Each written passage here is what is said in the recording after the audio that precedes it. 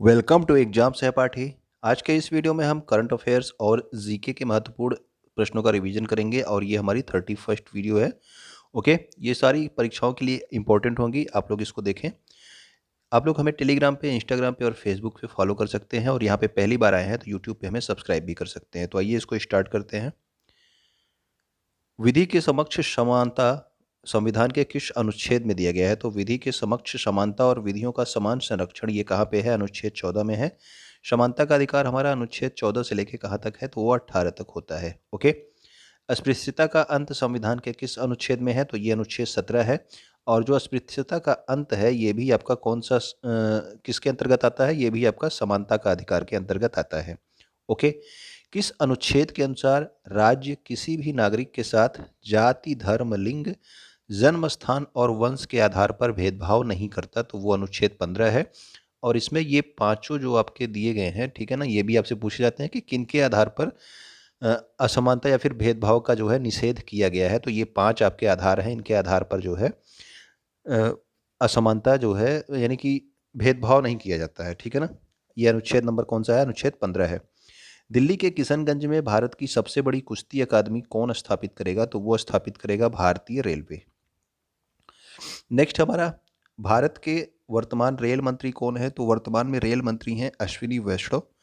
हाल ही में भारतीय रेलवे द्वारा घोषित सबसे लंबी सुरंग यानी कि जो है आपका सबसे लंबी रेल की सुरंग जो है घोषित की गई है भारतीय रेलवे द्वारा T49 को।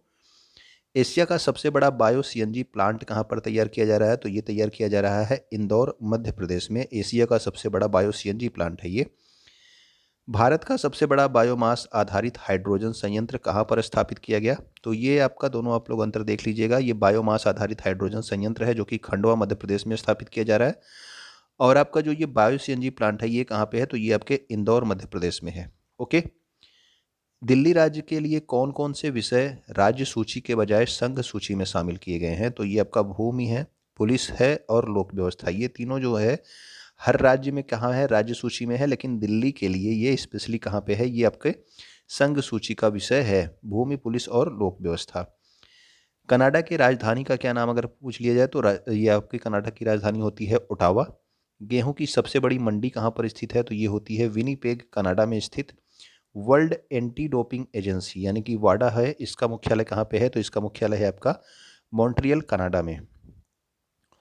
ओजोन परत संरक्षण के लिए कौन सा समझौता हुआ था? तो ओजोन परत संरक्षण के लिए आपका मॉन्ट्रियल प्रोटोकॉल हुआ था। और कब हुआ था? 16 सितंबर 1987 को। इसीलिए प्रत्येक वर्ष 16 सितंबर को क्या मनाते हैं? तो ओजोन दिवस मनाया जाता है, ठीक है ना। ओजोन दिवस प्रतिवर्ष 16 सितंबर को मनाते हैं। ओजोन परत की सांद्रता हम लोग किस में मापते हैं? तो वो मापी जाती है डॉप्सन में, ठीक है। इसकी इकाई होती है डॉप्सन, परत की सांद्रता मापने की। ओजोन परत किस मंडल में स्थित है? तो ओजोन परत आपका समताप मंडल में स्थित है। हाल ही में किस आंदोलन के चलते कनाडा में आपातकाल घोषित किया गया? तो ये जो है आपातकाल पहली बार घोषित किया गया आपका फ्रीडम कॉन्वॉय मूवमेंट के चलते हुए। सेबी की स्थापना कब हुई थी? तो सेबी की स्थापना हुई थी 1988 ईस्वी में। सेबी के लिए जो अधिनियम आया था वो कब पारित किया गया? तो वो अधिनियम पारित किया गया 1992 में, सेबी का अधिनियम। जेएनयू की प्रथम महिला वाइस चांसलर हाल ही में किसको बनाया गया है? तो वो बनाया गया है शांति सी धूलिपूड़ी पंडित को, ठीक है ना। ये जेएनयू यानी कि जवाहर नेहरू विश्वविद्यालय की आपकी कुलपति बनी है। दिल्ली खेल विश्वविद्यालय की प्रथम महिला कुलपति किसको बनाया गया? तो ये बनाया गया है करडम मल्लेश्वरी को। तो करडम मल्लेश्वरी दिल्ली खेल विश्वविद्यालय की महिला कुलपति बनी है। ओके। एशिया का सबसे पुराना शेयर मार्केट या फिर एक स्टॉक एक्सचेंज कौन है? तो ये आपका बॉम्बे स्टॉक एक्सचेंज है। 1875 में इसकी स्थापना हुई थी। ये एशिया का सबसे पुराना स्टॉक एक्सचेंज है। आईसीसी अंडर 19 वर्ल्ड कप 2022 का 5वीं बार विजेता कौन बना है? तो ये इसके पहले भी 4 बार जीत चुके हैं। कौन? भारत वाले अंडर 19 क्रिकेट वर्ल्ड कप को। और ये आपके 5वीं बार जीते हैं 2022 में, ठीक है ना। कप्तान कौन है इसके ICC Indian under 19 cricket world cup के? कौन थे कप्तान? तो वो थे यश ढुल। ओके। भारत में आयोजित महिला फुटबॉल एशिया कप 2022 के विजेता कौन है? तो महिला फुटबॉल एशिया कप के विजेता जो है ये आपके चीन था, ठीक है ना। और ये जो है जो ये आपका महिला फुटबॉल एशिया कप 2022 हुआ था, ये कहाँ हुआ था? भारत में आयोजित हुआ था, ठीक है। भारत के जो है महाराष्ट्र राज्य में आयोजित किया गया था। बीजिंग शीतकालीन ओलंपिक 2022 में पदक तालिका में शीर्ष पर कौन है? तो बीजिंग शीतकालीन ओलंपिक 2022 के पदक तालिका में जो शीर्ष पर देश रहा वो रहा आपका नॉर्वे। और बीजिंग शीतकालीन ओलंपिक का जो शुभंकर था वो उसका नाम क्या था? तो उसका नाम था बिंग ड्वेन ड्वेन। भारत के यूपीआई सिस्टम को लागू करने वाला पहला देश कौन है? तो भारत का जो यूपीआई सिस्टम है इसको लागू करने वाला पहला देश है आपका नेपाल, और यूपीआई का फुल फॉर्म होता है यूनिफाइड पेमेंट इंटरफेस। ओके। और दूसरा है आपका भारतीय payment app Bhim, Bharat interface for money, इसका फुल फॉर्म है। इसको लागू करने वाला पहला देश कौन है? तो वो आपका भूटान है। ठीक है, यूपीआई सिस्टम आपका कौन है? नेपाल, और भीम ऐप को लागू करने वाला कौन है? तो वो है आपका भूटान। दिसंबर 2021 में किसे एनएचएआई का अध्यक्ष नियुक्त किया गया? तो एनएचएआई जो है आपका कौन सा क्या होती है ये आपका सड़क बनाने से रिलेटेड संस्था है। ठीक है ना। इसकी जो अध्यक्ष बनाई गई वो बनाई गई किसको? अलका उपाध्याय को बनाया गया इसका अध्यक्ष। सिडबी के वर्तमान प्रबंध निदेशक कौन है? तो सिडबी के जो वर्तमान में प्रबंध निदेशक हैं वो हैं आपके सुब्रमण्यम रमन। और सिडबी की स्थापना कब हुई थी? तो इसकी स्थापना 1990 में हुई थी। तो और सिडबी का मुख्यालय कहाँ पे है ये आप कमेंट करके बताना कि सिडबी का मुख्यालय कहाँ पर स्थित है। ऑस्ट्रेलियन ओपन 2022 के पुरुष वर्ग का खिताब किसने जीता? तो ऑस्ट्रेलियन ओपन 2022 के पुरुष वर्ग का खिताब जीता है राफेल नडाल ने। और महिला वर्ग का खिताब किसने जीता? तो वो जीता है एशले बार्टी ने। ओके। हाल ही में हुए डेविस कप का खिताब किस देश ने जीता? तो डेविस कप जीता था आपके रूस ने। ओके।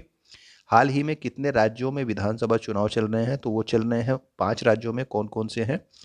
उत्तर प्रदेश, उत्तराखंड, पंजाब, मणिपुर और गोवा। हाल ही में उत्तर प्रदेश के किस पूर्व मुख्यमंत्री को पद्म विभूषण से सम्मानित किया गया?